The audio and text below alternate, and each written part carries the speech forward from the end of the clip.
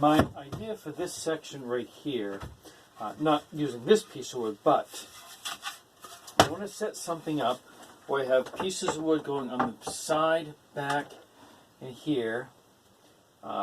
It will be designed to hold the seat I'm going to sit on as a desk area. Now this front piece I'll put a little bit lower, and my intention is to have a seat that comes out with a little L-shaped piece, a little lip in the front that goes down below, so when I'm lifting it up, it's going to give me easy access to this right here. Alright, here's my progress so far on setting up my bathroom and desk area, office area at the same time. So what I will be doing is this will open and close. I'll be doing some more work to seal that in underneath. It will be vented. The idea is that this will raise up. I can do what I need to do. Close this. And then once I set this back down, I'll have some kind of cushion on here. This will also serve as my office area. Alright, so let's get a better look underneath how I did this design here.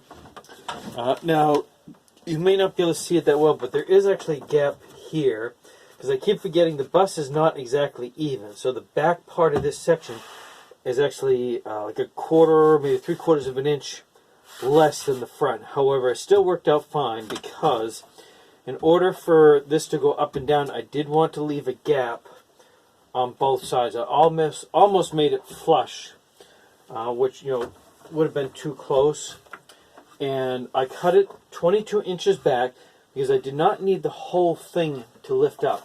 That gives me the option of having more shelving up higher if I need it.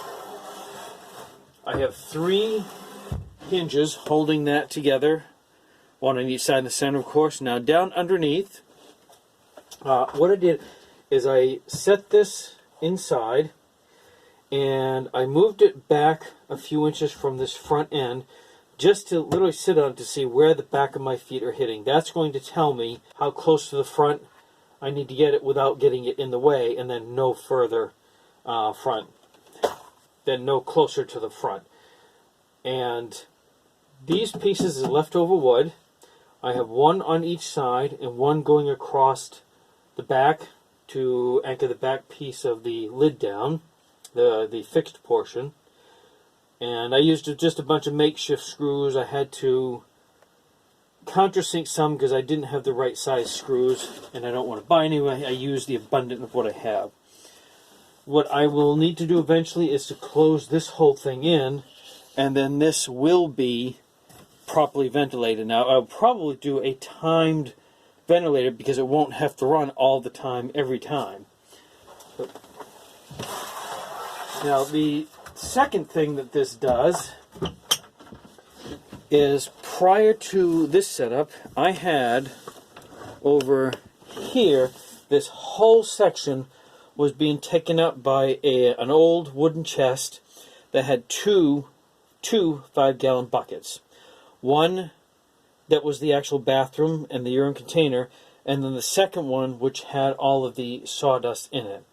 So what I'll be able to do now is get some narrow containers on either side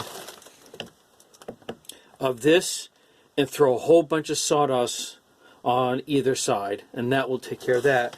And now this actually frees up this whole space here, so if I want to get a set of deep drawers or something removable that I need to get back behind of, it just gives me a lot more open space.